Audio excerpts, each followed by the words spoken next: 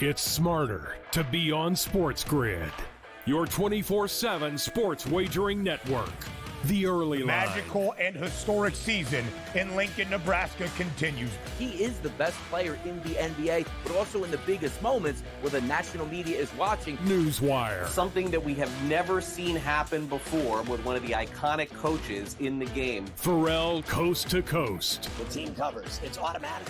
It's every time. Not sometimes, it's every time. Game time decisions. Luka is actually far more dangerous from three on the road this year than at home. This game here tonight, you may want to consider taking as many points as humanly possible. In-game live. Prime time. We got not one, but two coaches fired systems in place. Sports Rage Late This sort of Night. has letdown written all over it. It's going to be hard to match the emotion that they played with the other night. It's smarter to be on SportsGrid. Majors this weekend on Friday and on Saturday. Friday, what's nice is there's 5 Breeders' Cup races, so it's pretty simple. There's a pick 5 that is all 5 of those Breeders' Cup races, and Alexa and Tyler have put their handicapping hats on, and they've gotten together and put together a pick 5 ticket. So, Alexa, I'm going to hand it over to you, and why don't you guys talk out the ticket a little bit? Absolutely. We're going to do our best to not lead you all astray here and give you some really great picks on this pick 5. So, it starts, like Gino said, with race 6, the Breeders' Cup Juvenile Turf Sprint. And Tyler and I are using 4 horses in here. We're starting with the 2 Asterius. And, you know, we've already gone over all of these briefly, but we'll dive back in for the ones we're selecting here. So Asterius, you know, has those back-to-back group wins at 5 furlongs, has started 6 times, won 4 of them, got second in another. He has that tactical speed. His time form ratings are steadily improving. They went from an 85 to a 94 to a 99 in his last 3 races. And I watched some of his replays, and the thing that struck me the most about him is how much bigger he was than a lot of the other competition. He is a January foal. So, you know, he does have some of development on some of these other contenders in here, which can make a big difference, especially in these young baby races. We'll also use the number 3 Big Mojo. Mick Appleby is his trainer, who won this race last year with Big Ev. So, you know, 2 big horses in a row. He's hoping for a repeat. Will likes that horse. That's one of their horses. Yeah. Yeah. Will likes. He liked Asterius as well. You know, got second last out to Asterius by a neck. So these horses really are neck and neck. Absolutely. I have Whistle Jacket as well. We both have Whistle Jacket. The 7 horse here, 5-1. Never ridden on firm turf, which I also took into account. But last time out at Newmarket, went up against Shadow of Light, who beat him last time.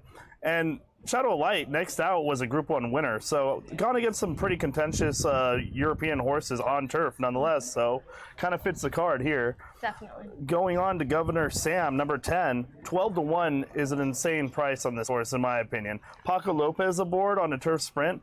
Paco Lopez is going to give a nice aggressive to the lead, probably ride on this horse. And the value of 12-1 alone is amazing. Debut race was a stakes race, which was a Royal Palm Juvenile at Gulfstream, which I believe was a birth into an Ascot race, if I'm not mistaken. And that was its debut. Got 6 by 3 lengths. After that, went to a maiden, and then won all the way out the next 4 races. Yeah. So those are our picks for race 6. Race 7, the Breeders' Cup Juvenile Fillies. We have 3 in here. We'll be using the number 4, La Cara, the Grade 3 Pocahontas winner, who has that tactical speed, who's won on the lead and closing. I think she'll like the added distance based on her last 2 starts. Tyler, tell us about the other 2. We have Immersive in here as well, who East Coast have won both the Del Mar Juvenile Fillies, so that's also a great thing here. Also, we have Scottish Lassie, who we've talked a lot about, actually. Impressive win last time out was what we talked mostly about against Snowy. And 3 of the last 4 winners come from the race of the Frizzet. And that horse won going away 9 lengths. So that's amazing. So how deep are how many in the 7th race? We have 3 in there. So yeah, in the first leg, we have 2, 3, 7, 10. In the second leg, we have 3, 4, 10. And in these pick 5s, the more horses you add, the more expensive those tickets get. And you of course increase your chance of hitting, but you decrease your chance to get a good return on investment. So you got to have a strong opinion somewhere in these tickets usually, and that is what Tyler and I have in the next race, race 8, the Breeders' Cup Juvenile Fillies Turf. Tyler, we're singling in here. We are. Lake Victoria from Aidan O'Brien's barn is an amazing horse, said by Aidan O'Brien himself. Says the best horse he's ever trained. Now, American horses are that's a lot from him. American horses are really dominant in this, but let's see if we can beat the statistic. The last Euro to win was actually Mediate 2 years ago, who came second in the same prep race, the Chevrolet Park Stake. So that's also pretty dominant there. So hopefully this horse is as good as it looks in Europe and here in the U.S. So the single, right there. That's the single, and that's been, everybody's opinion. Will love the horse. You like the horse. I mean, Lake Victoria really does seem to be exceptional, something very special that we will get to witness on Friday. The fourth leg is race 9, the Breeders' Cup Juvenile, and we are using foreign here, actually. The one. Can you tell us about the one? East Avenue, speed, hopefully. 3 of the last 10 winners, 1 out of the Breeders' Futurity out of Keeneland. So that's a great thing right there. The last one was Forte back in 22. I love this horse going hopefully just breaks away and just goes home from there on. I think, like I said before, there's going to be a lot of pace in this race. It'll be very contentious, but I do think East Avenue, even though drawing that one position is probably not ideal of what they wanted, to have all that pace pressure from the outside. But, I mean, if he gets a clean break, I think he'll be the leader in this race. We'll also use the number 5, Jonathan's Way. Going to be up there with East Avenue at the beginning. Philip Bauer, trainer, means business. Let me tell you, he wins graded stakes 17% of the time with 2-year-olds. With 2-year-olds, 29% of the time. So he really is a powerhouse trainer. Jonathan's Way is tactical speed, closed in his debut 8.5 lengths, and then went to the lead in the Iroquois. So this is a horse who's versatile, which is going to be very important in a contentious race like this. Tyler, tell us about the 7. Gaming. Back to gaming again. Irad hopefully can ride this horse exactly like Pratt and JJ have before. This horse, if it comes to a pace meltdown, could sit a little bit off and could close it out. So that's also very good in a race like this, where the leader might just fold up if somebody contests them. Absolutely. There could very well be a pace meltdown in this race. And finally, the horse I really like, I know we've talked about, number 8, Shin Believe. This is my big bloodline play, who's been out once and won easily by 5 lengths in Japan. I just think this is going to be a really strong, a little bit of a surprise horse contender in here, 10-1 odds. So if we can get a couple prices throughout this sequence, these pick tickets can pay big bucks. But the last leg is race 10, the Breeders' Cup Juvenile Turf, and we spread out in here again. We're using 4 horses, the 4, 5, 10, and 11. Tyler, tell us about the first 2. Al Quadra.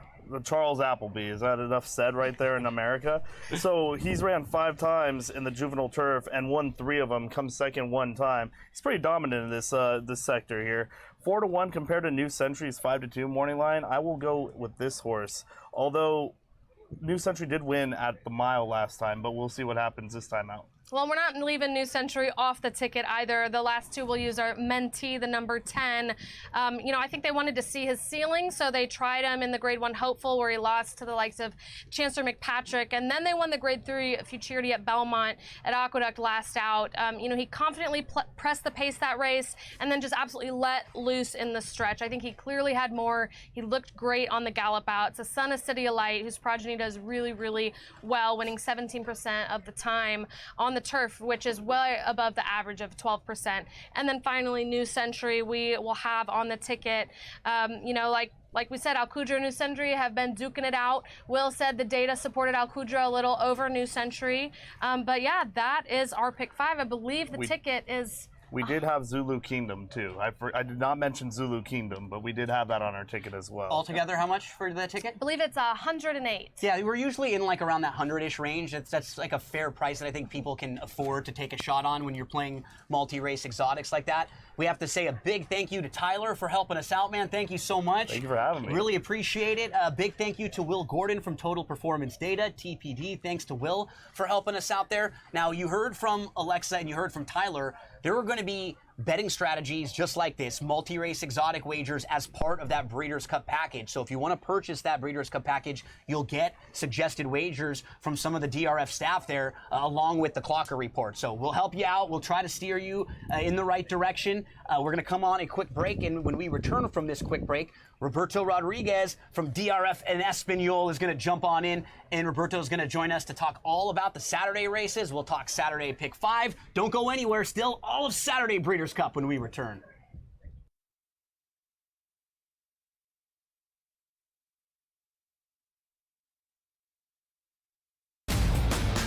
He will be 2-7 against top 5 opponents in his 6 full seasons with the Buckeyes. Now you're going to take on the road, one of the best rush defenses in the country in Penn State. You're already having trouble rushing the ball. So what does that mean, Ben? That means Ohio State is going to have to rely on Will Howard to throw the ball on the road. The early line, only on SportsGrid. Tatum has fixed that hitch. He now shoots it at the top of his jump. His release is really pure. And right now he's shooting it at 49% from 3. Now, I'm not saying he's going to shoot at 49% from 3 for the season.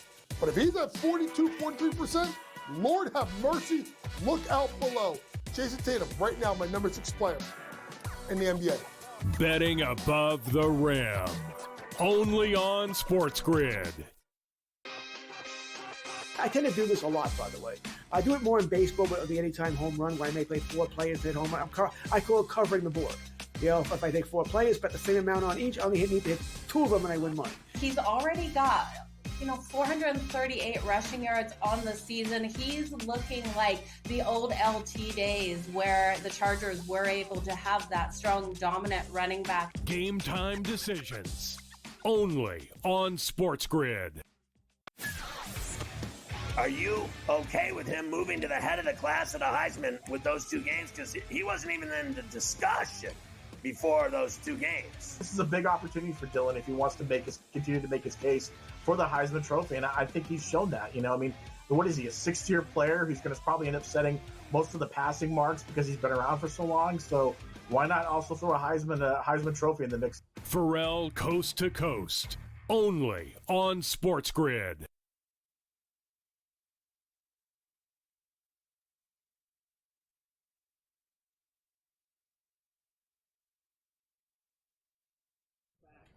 Well, let's flip the page on over to Saturday. We have 9 more Breeders' Cup races for Saturday to discuss. We have to introduce our next guest, the Globetrotter, the main man here. I see you in Australia. I see you at Royal Ascot. I see you in Florida. I see you all over the place. Dubai, man. I know, too. Dubai. And now you see me out there. And now I get to see you right here. Awesome. So how's everything going, Roberto? Everything's going well. Happy, to be here, to be part of this. So excited. And we have to give you a lot of credit because what you have done in a few years with DRF and Espanol and how you have grown that, like we're saying, live broadcasts from all over the world, the amount of content that you're producing out there, it's just so incredible what you've done with just a small team of people. Yeah. Talk just a minute or so about what's going on over there. I really appreciate that. And you just said it. It takes a team. It's not only one person.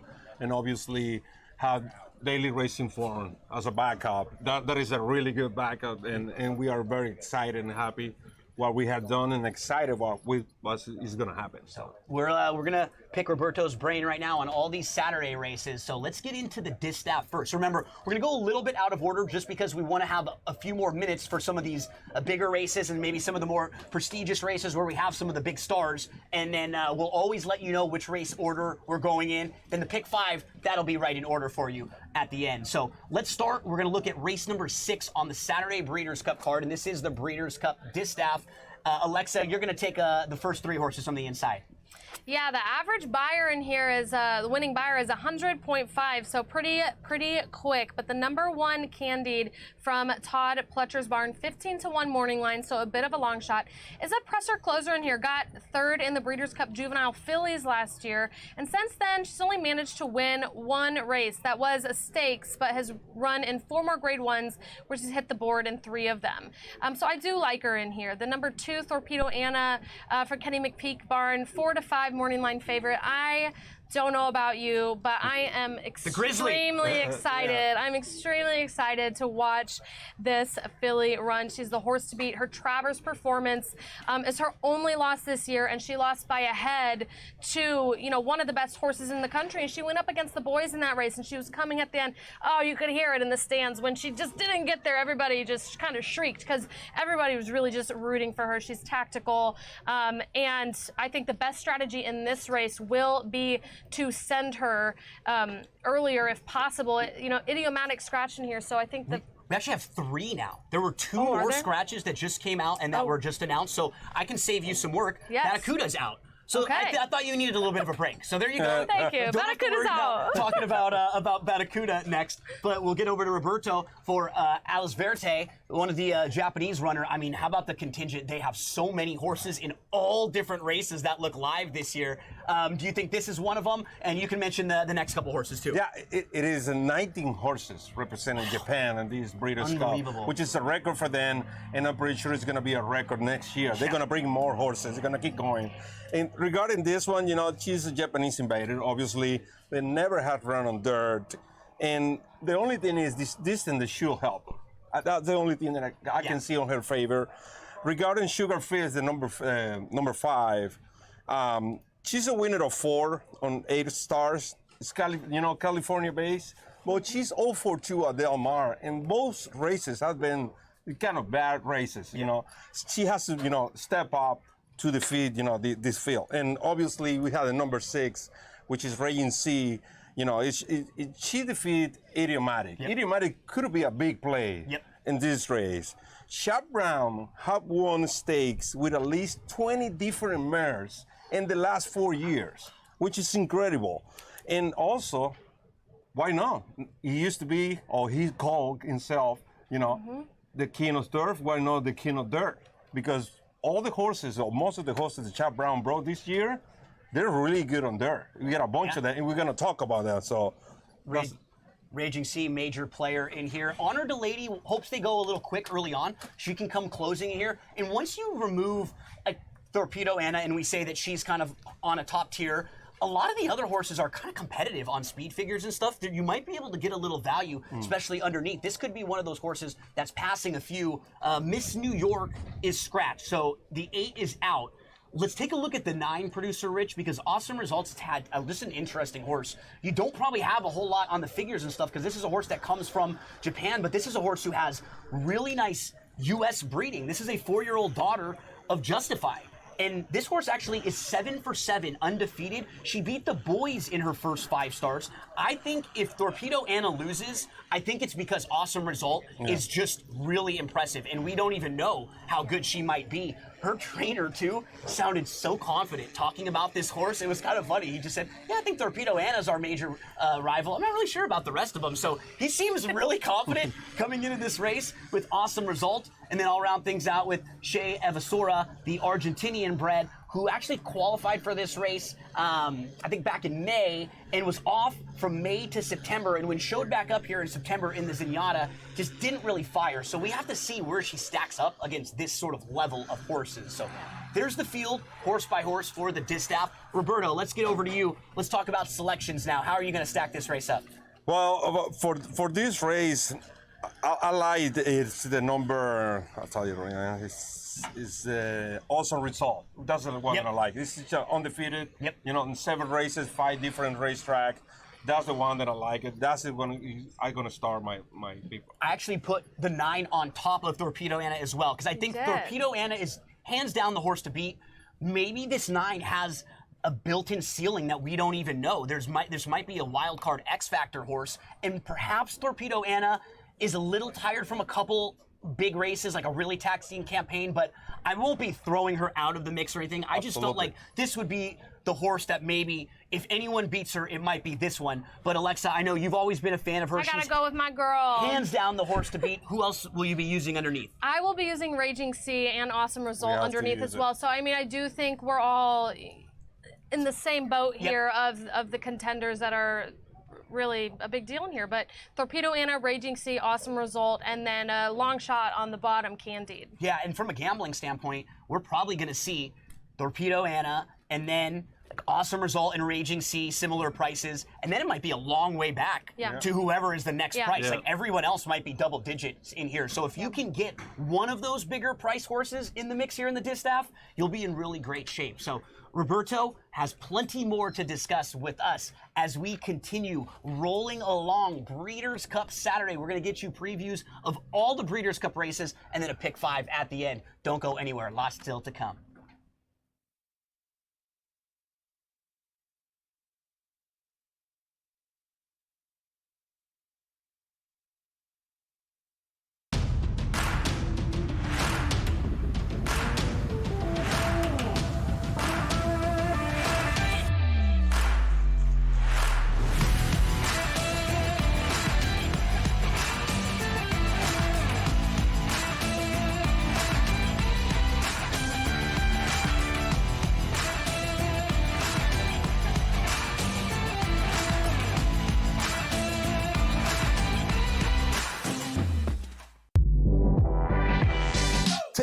fixed that hitch. He now shoots it at the top of his jump. His release is really pure. And right now he's shooting it at 49% from three. Now, I'm not saying he's going to shoot at 49% from three for the season. But if he's at 42, 43%, Lord have mercy, look out below. Jason Tatum, right now, my number 6 player in the NBA. Betting above the rim. Only on SportsGrid. Anyone that's been to a sporting event, the atmosphere before a game, I think Game Time Decisions has that same exact atmosphere. This is our arena. This is what we do. There is going to be an energy to Game Time Decisions that you will feel night in and night out. The excitement you get when you lock your bets in, when you're figuring out what you want to do, we can zone in on the biggest games each night. I want this to be the place that people come to before the games start so they feel as ready as possible to lock in their cards. We are going to hit every single one of those markets that you need to know about. We're going to go through every single thing, and I've got a great team behind me that's going to help me get the job done. There is not going to be a better place, I promise you, than Game Time Decisions to get that new information, react to it, and be able to then bet accordingly. We will have everything at our disposal, and we will use that to our advantage. I'm Kevin Walsh. Tune into Game Time Decisions from 6 to 8 p.m. Eastern on SportsGrid.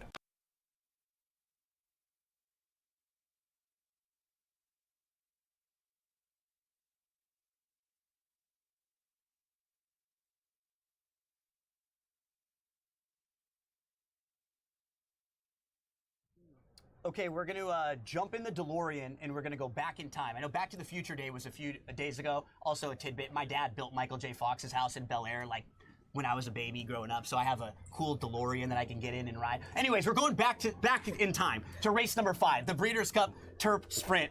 This is one of the most fun races every year because they're flying early on. And what I've noticed too, Roberto, you were over at Kentucky Downs. Yes. Every turf course doesn't play the same. The 6 furlongs or 6.5 at Kentucky Downs, that's way different than the 5 furlongs here. That's way different than the 6.5 down the hill at Santa Anita. They're all really unique. That's why I think Cudbury has more advantage than everybody else, because what he just did at Kentucky Downs and the way that how he finished. However, let's start with the number 1, Believing, and she's been facing Big Eve and Bradsell on 3 of her last 4-star. Ryan Mora, blinkers on. You know, it's kind of difficult post position because you have to show either a lot of speed or grab the hold, right? Yeah, exactly. Hold and wait until the end and coming, flying. Mortorius, this is the whole different ball game. Because I think he's 343 out Del Mar. We know he loves the track. And he will come flying. And I think he's going to get enough pace, to show that late kick. And our Zach is a good horse. Remember that he won the Woodford. He finished second behind Cutburn. But the last 2 days that I have been watching him in the morning, he's too washy. I mean, he's not looking, as good as he used to do, prior to other big races. So we'll see what happens. When you face the toughest horses, you want to be feeling really good when you're coming into the race, too. The number 4, Starlust, was 3rd in last year's Breeders' Cup Juvenile Turf Sprint, had legitimate trouble. Actually, it says badly hampered and collided with the rail. This horse was moving up the inside, wasn't going to win or anything, and did actually bang off the rail. AG Bullet is in really nice form. Tried Grade 1 company last time out, going a little too far. She's 3 for 3 sprinting, but those sprints are the longer sprints, going a little longer. So while I think she'll be forward in here, I'm not quite sure at the 5 furlong distance. Star of Mystery is a horse who comes absolutely flying late. So if they go quick early on, she's one of the horses who will come motoring down and who will pick them all up. Alexa, I'm going to hand the baton off to you. Talk about 7 through 9. Yeah, 7 is Howard Wolowitz, which isn't that a Big Bang? Okay, yeah. That's a character. Yep. But, this horse is a long shot. 30-1 morning line, has some early speed, and has been improving since switching to synthetic and turf. I think you need to continue to improve to be a real factor here. He's not going to get the position that he wants early, I don't think. Number 8, Big Invasion with Frankie Dettori aboard, also a long shot with 20-1 morning line odds. He got second in this race last year by a neck to no balls. That was his lifetime best speed figure. He's come from off the pace, which can be a tougher ask in, these really short sprints. He was following the same pattern as he did last year leading up to this race, and then he disappointed last out in the Eddie D with a pretty slow figure. So I guess it depends how much you think that's thrown him off, what the reason was for that.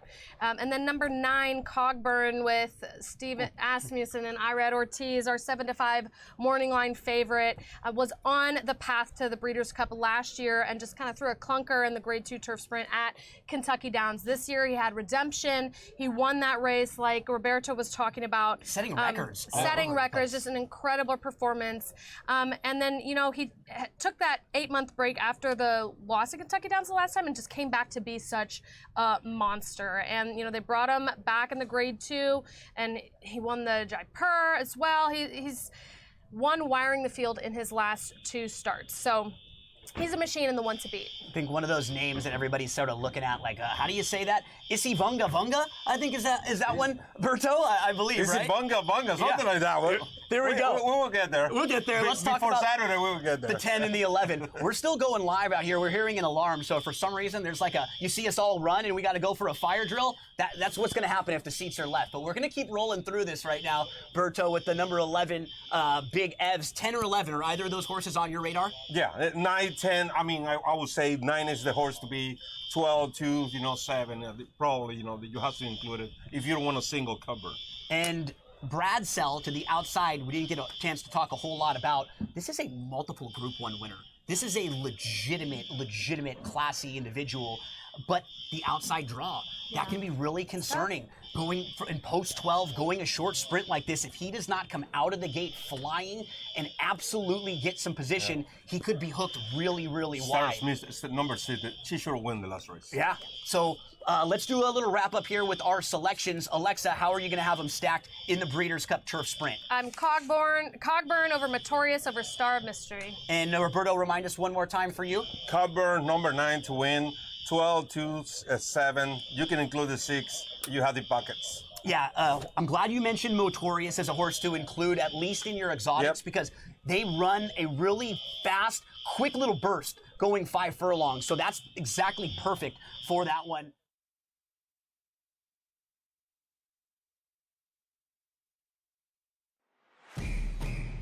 It's a new era in CFB to start off this year, put on full display. My take on this game is simple. I know some people will be upset about it. Good riddance to the Pac-12. Can you do it in terms of the week to week to week? I don't see a pathway for this team to miss the college football playoffs. We want to make sure you have those best bets in the entirety of our betting cards. That was Lincoln! But he had that program was already going there! Only on SportsGrid. Did they talk about the play they ran at the end of the game when it was the worst flare screen I've ever seen in the history of basketball? No. See, here's what you got to do, Sherwood. I respect you. You're fantastic. But damn it, don't blame the officials. When you have a game like this that close, there's about 100 or 1,000 different things you could have done differently that could have won you the game. Betting above the rim. Only on SportsGrid. Right here with you on Pro Football Today on SportsGrid. Odds in motion, trying to see what lines have moved throughout the week. Never felt more comfortable in this set than I do for this year. I am ready. I'm just getting angry. The hot takes are going to be here all long, people. What in the world is going on in Miami, Dom? It's not particularly anything to shy away from just because many people are on top of it. Hot take, hot take. I think this line is asking you once again to take New Orleans. Pro Football Today. Only on SportsGrid. They lost in Neyland to Tennessee, 24-17. Again, and look, that puts Alabama in a very tough spot. I was looking at the SEC standings just before. They've got 2 losses now in conference because they lost that Vandy game. They're still one of the top-ranked teams in the country when they lose. Everyone else drops like a brick when they lose, except for Alabama. Pharrell Coast to Coast. Only on SportsGrid.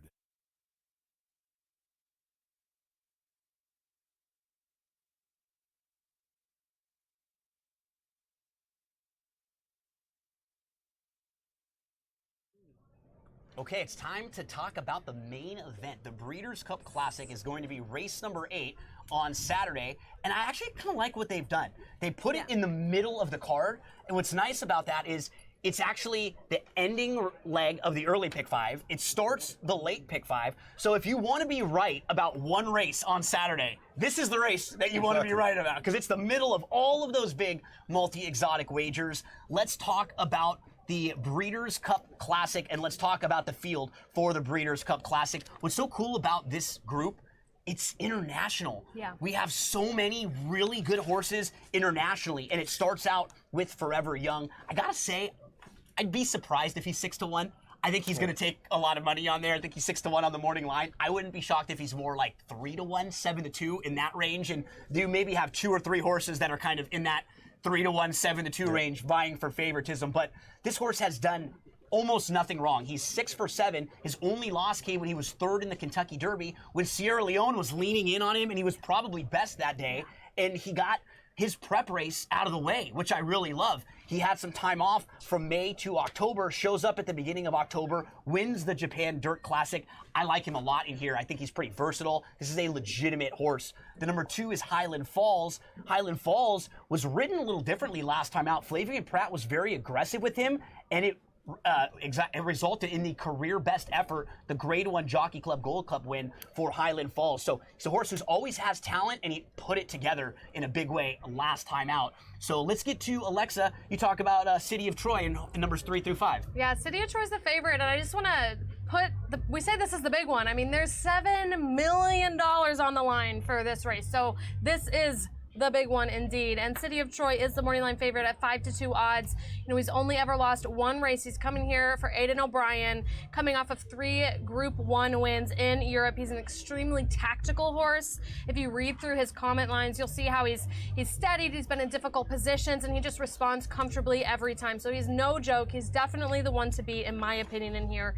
Number 4, Mixto, 30-1 morning line odds.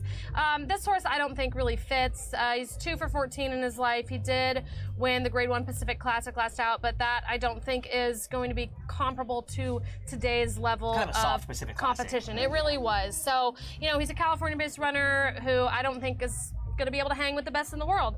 But number 5, Senor Buscador, also a long shot at 30-1 odds. Almost a $13 million winner so far, who won the Saudi Cup in February. However, he's had 3 races since then and has had like a little bit of deteriorating form each time. So I am not sure I'm ready to put my faith in him today. He travels about as much as Berto does, though. Derma Sotogake and Ushba Tesoro, the next 2, Roberto, these are really talented horses, and they're kind of coming in different ways. Like, Derma Sotogake was the classic runner-up last year, but Ushba Tesoro this year is in a little bit better form. Yeah, definitely. But when you see Derma Sotogake, you say that he finished second behind Guaya Barrio, but maybe he's not the same horse that he was last year. Agree. Regarding number 7, Ushba Tesoro, he finished second, remember, in the 2 richest races on dirt in the world. Saudi Cup, Dubai World Cup. He's one, I would say, he's one of the Japanese horses. Hopes for this weekend. And also he looked great in the mornings. And the question is, will him and Sierra Leone get the pace that they need? But if he get it, talking about Ushba Tesoro, he could become the horse and the richest horse in earning. And he's kind of flying under the radar He has produced $60 million, over $60 million. Because he was the buzz horse last year coming into the Breeders' Cup. He was only 7-2 in that race, and he kind of got a little bit lost in the race. Like, I think he just got outrun. I love that he's already got that race under him now, and now he's a little more acclimated to the U.S. style and to the North American style. Regarding number 8, Pyrenees, I know Cherie DeVault, she's having a fantastic year. On fire. But this is a whole different group. This is a group of horses. Now, Fearness, number 9, is a whole different game. He's looking great. And one thing about Fearness is Pletcher loves him to run when he's rested, when he's well rested. It's kind of a small horse compared with the rest of the other horses here. So that time between the Travers and now he put some weight, which is looking good. It's Johnny Velasquez. I think it's a great post position for him. And now he learned how to run, like kind of following the pace instead of him being the pace.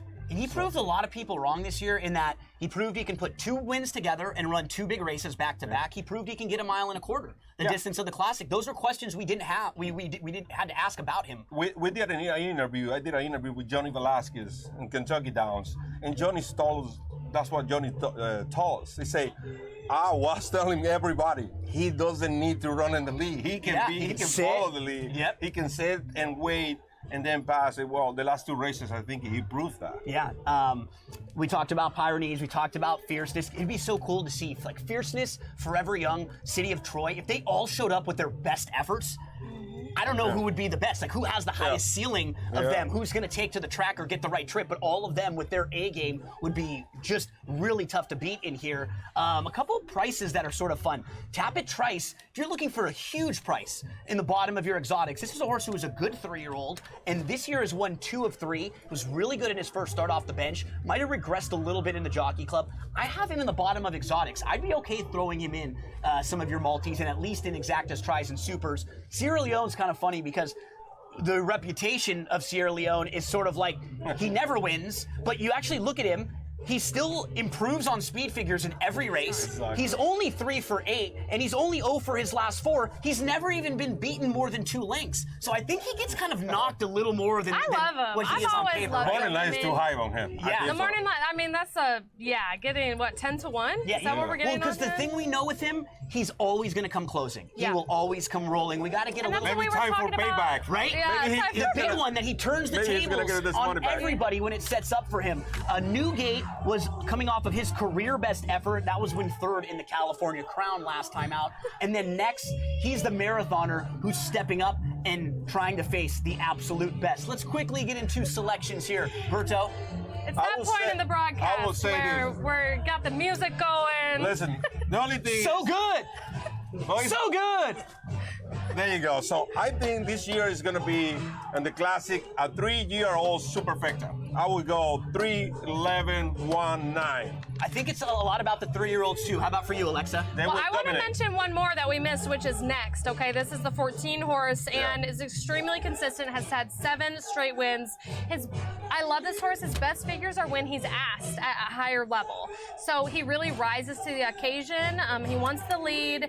His margins of win in his last 6 races have been like 20 lengths, 25 lengths, 11 lengths. So I really like that. My top selections in here are City of Troy, Fierceness, and Next, followed by Sierra Leone. Forever Young for me, the one I put on top, and I think City of Troy is pretty good. We have Sierra Leone, we have Tapit Trice underneath.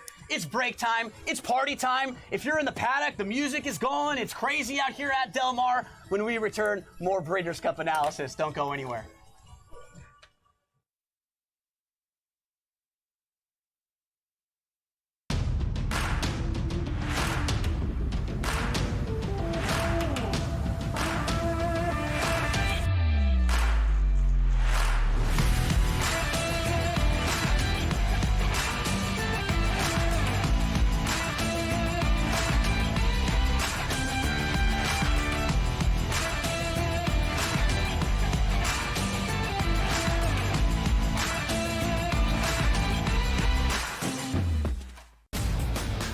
He will be 2-7 against top 5 opponents in his 6 full seasons with the Buckeyes. Now you're going to take on the road, one of the best rush defenses in the country in Penn State. You're already having trouble rushing the ball. So what does that mean, Ben? That means Ohio State is going to have to rely on Will Howard to throw the ball on the road. The early line, only on SportsGrid. Anyone that's been to a sporting event, the atmosphere before a game, I think Game Time Decisions has that same exact atmosphere. This is our arena.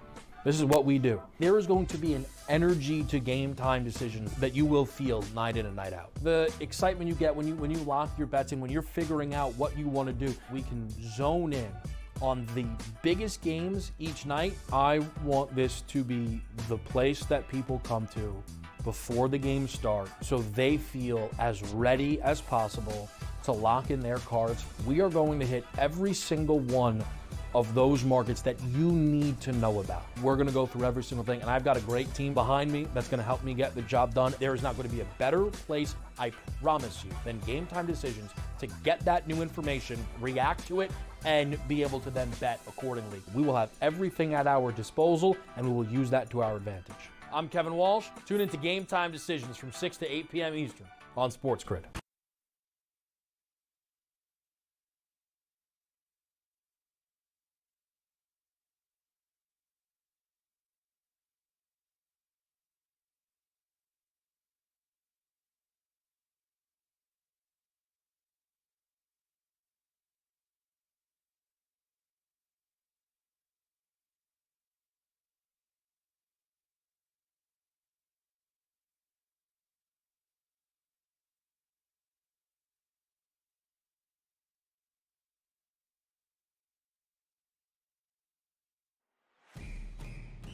It's a new era in CFP to start off this year, put on full display. My take on this game is simple. I know some people will be upset about it.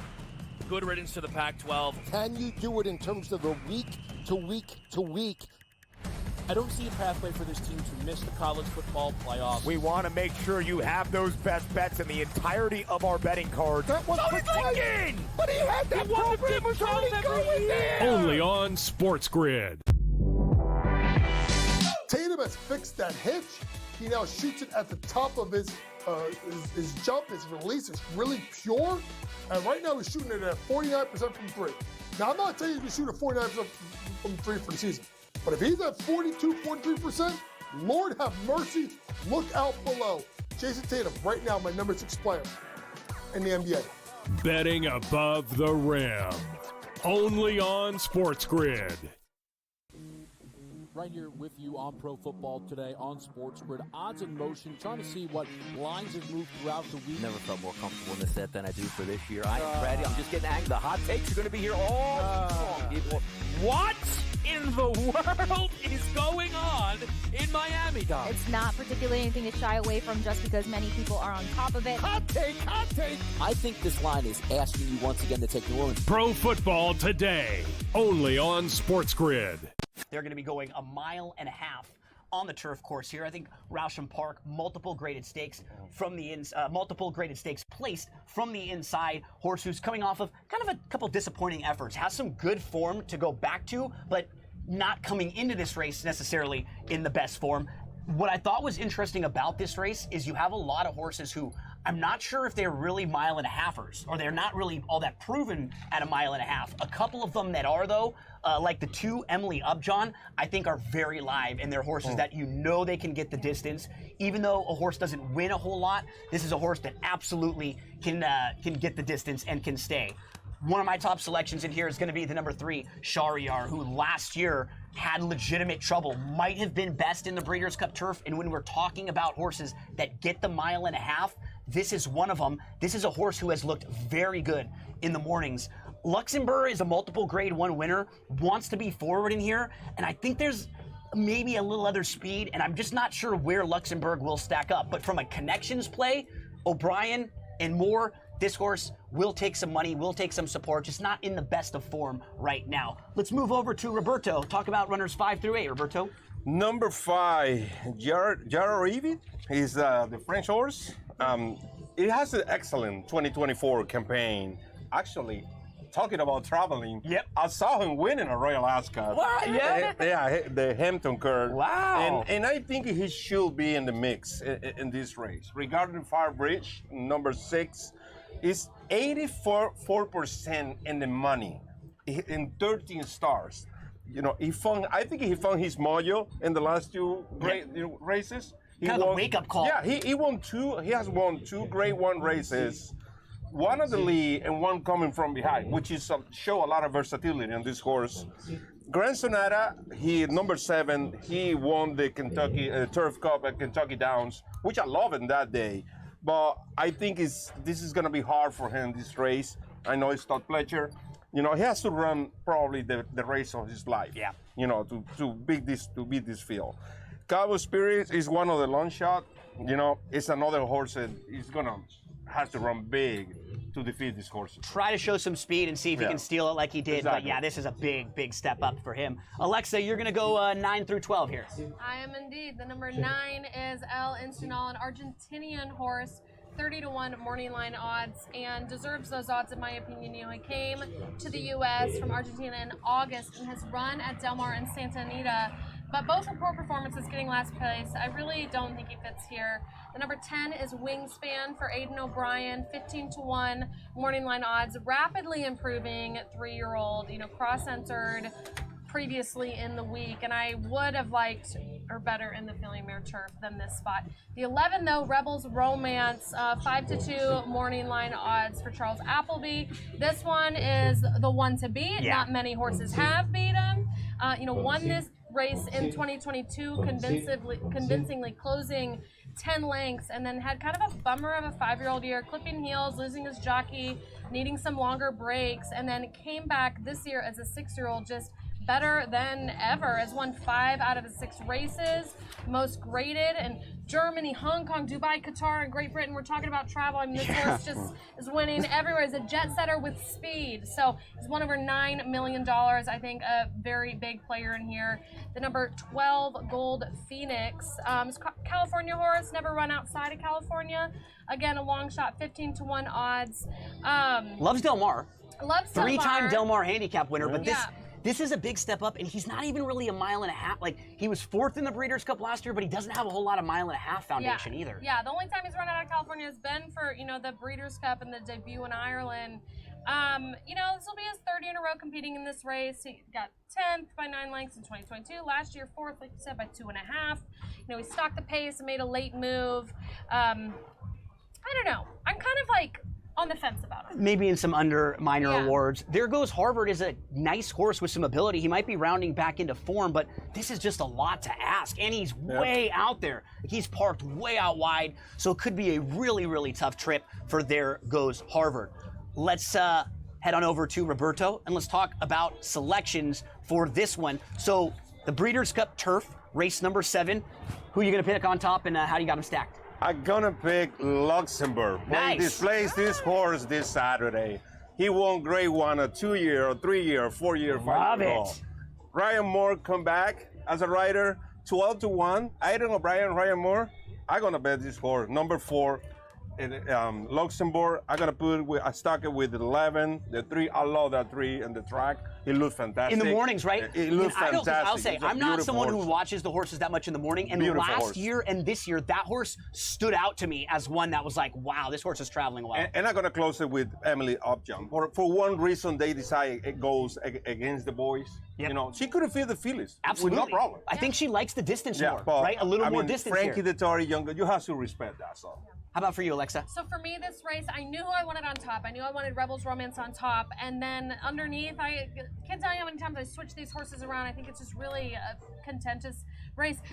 Luxembourg's the one I ended up fading out of my top 4. No, I took him out. I put him back in. Well, now we got to throw him in. Maybe put him back in now. But I've got Rebels Romance, followed by Charriere, the 3 we're talking about, Farbridge and Emily Upjohn, and then maybe Luxembourg as well. This is a tough race. Yeah, it's a really good Breeders' Cup Turf. For me, I put the 3, Charriere on top. I thought the 3 and 11 were the real proven mile and a half horses, so I went the 3 on top of the 11. Maybe you get a little more value with Charriere. Berto was talking about Emily Upjohn too, who's so good going long and getting a trip, getting the distance, a mile and a half trip. So I think that's perfect for Emily Upjohn. I throw in J. B, who this is a lightly raced up-and-coming horse who you mentioned. The campaign has been awesome. We just don't know how far he wants to go quite yet. He just hasn't gone a mile and a half. So for a horse who's probably going to be a shorter price, you have some questions to ask about that one. So there's your look at the Breeders' Cup Turf. We still have plenty of work to come. We're going to talk about the Filly and Mare Sprint next, and then we'll get into the early Pick 5, because on Saturday there are 9 races, and the 8th race is that middle part when the early Pick 5 ends and the late Pick 5 starts. So we want to make sure we're right about that 8th race. We'll tell you how to build a Pick 5 and everything when we return from this quick break. Mention one more time, if we have the graphic out there too, we can show the Breeders' Cup packages, which are now available, shop.drf.com. everything you need. Past performances for Friday, for Saturday, 2-day clocker reports, betting strategies. They're going to help make sure.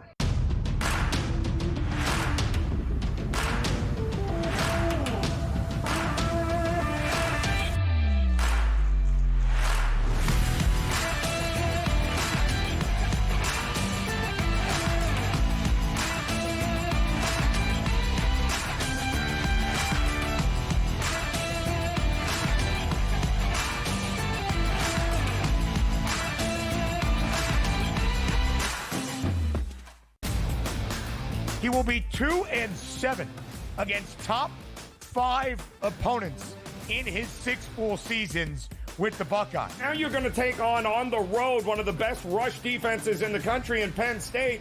You're already having trouble rushing the ball. So what does that mean, Ben? That means Ohio State is going to have to rely on Will Howard to throw the ball on the road. The early line, only on SportsGrid.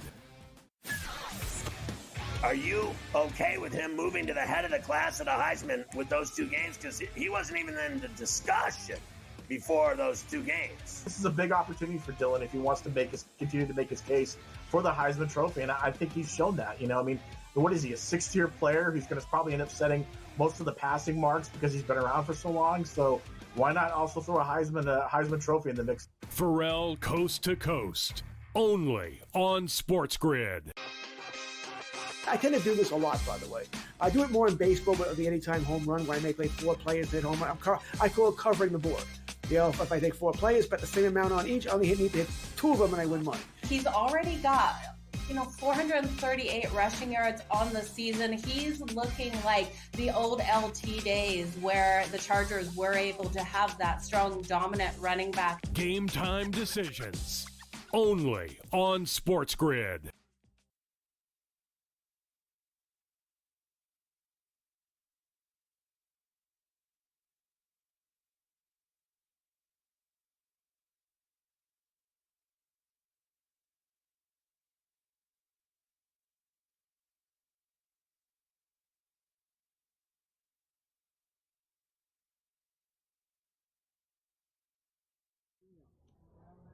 Next up, it's our preview of the Breeders' Cup Filly and Mare Sprint. This one actually gets the Breeders' Cup action started on Saturday. So this is going to be race number 4. Saturday, there are 3 races before the Breeders' Cup races started, just to get the juices flowing out here, just to get some money in the pools, just to give everybody some time to come on in. And then races 4 through 12, those are going to be all of the Breeders' Cup races on Saturday. So let's get into race number 4, which is the Filly and Mare Sprint. Let's go horse by horse in here. We'll start with the number 1, Frost at Dawn. They're kind of taking a shot in here. This is a horse who's better on the grass, more of a turf sprinter, but she's able to get into this race. She actually does have an okay second on the dirt way back when, and she did win on the synthetic. So they know they have a classy horse. They're going to take a shot with her and see where she stacks up. The 2, Kirsten Bosch, multiple graded stakes winner, but was 5th in last year's Filly and Mare Sprint.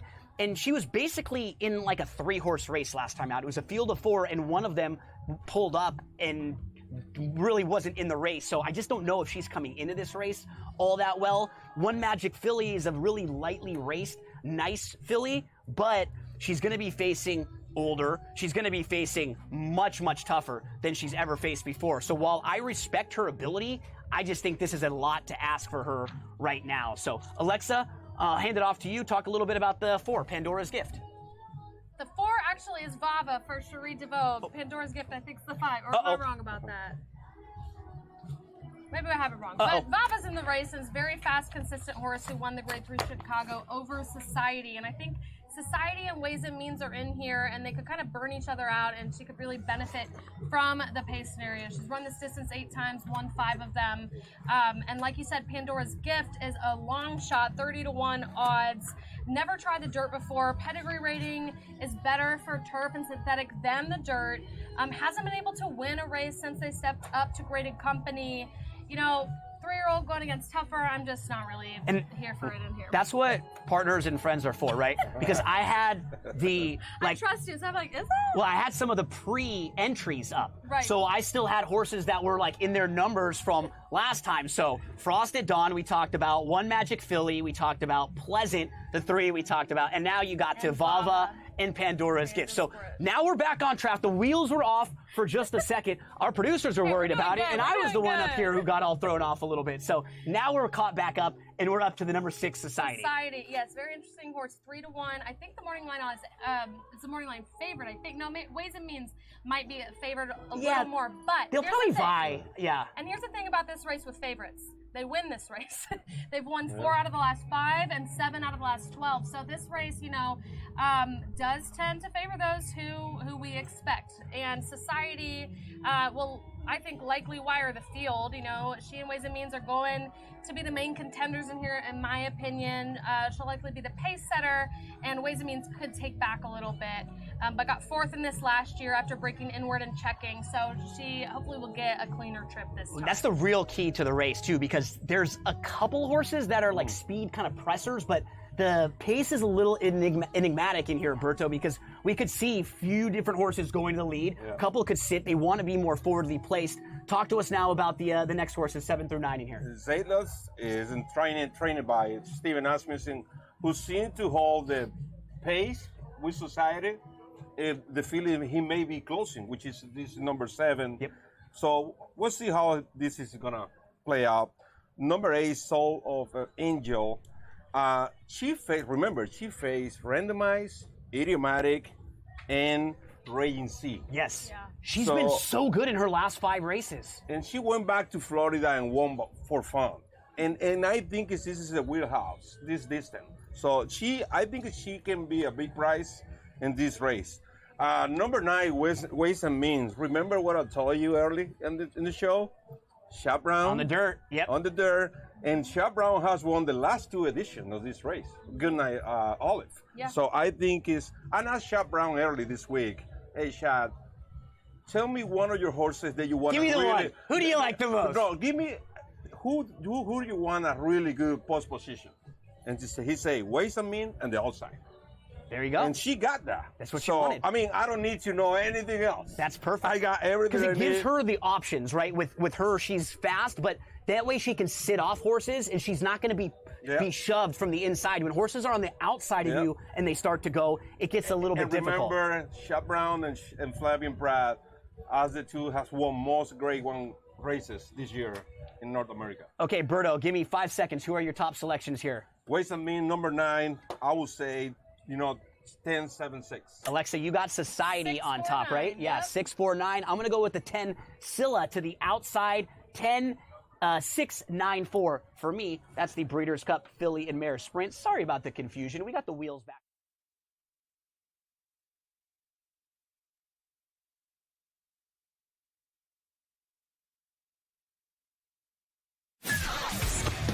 Are you okay with him moving to the head of the class at the Heisman with those 2 games? Because he wasn't even in the discussion before those 2 games. This is a big opportunity for Dylan if he wants to continue to make his case for the Heisman Trophy, and I think he's shown that. What is he, a 6th-year player who's going to probably end up setting most of the passing marks because he's been around for so long? So why not also throw a Heisman Trophy in the mix? Pharrell Coast to Coast, only on SportsGrid. Anyone that's been to a sporting event, the atmosphere before a game, I think Game Time Decisions has that same exact atmosphere. This is our arena.